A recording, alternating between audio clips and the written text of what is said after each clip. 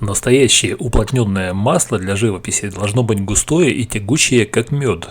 А масло номер 2 от Невской палитры, которое называется уплотненное, таковым не является. Сейчас из-за санкций нормального плотного масла не купишь. Когда-то у меня было плотное масло Winsor Newton, называется Stand Oil. Я помню, это было очень густое масло.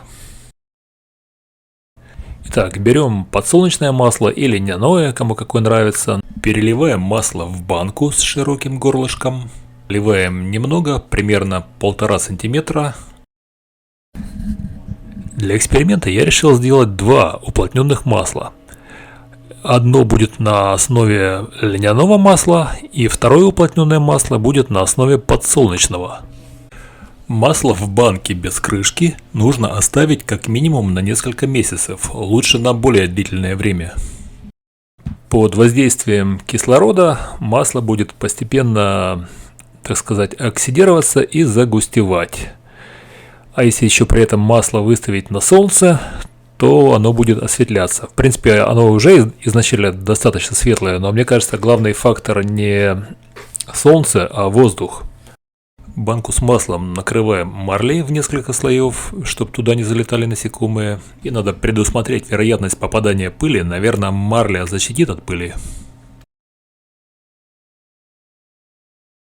Очевидно, что уплотненное масло меньше вжухает, но так ли оно необходимо?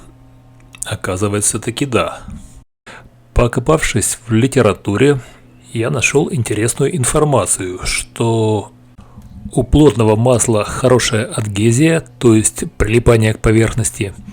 Для межслойной обработки лучше использовать не ретушный лак, а именно уплотненное масло. Плотное масло нужно и даже необходимо для лессировок, оказывается. Чем гуще масло, тем больше усиливаются все его вышеперечисленные свойства. Все, что касается применения плотного масла в живописи, а также рецепт его приготовления, эту всю информацию я нашел в интернете, в частности лекции художника Михаила Девятого и лекции художника Владимира Макухина. Тема меня заинтересовала, тексты я скопировал к себе на сайт, и ссылки найдете в описании к ролику. Вот 2 банки, накрытые марлей. В одной банке льняное масло, в другой подсолнечное. Теперь запасемся терпением и будем ждать, пока масло загустеет. Когда будет готово, я покажу, что из этого получилось.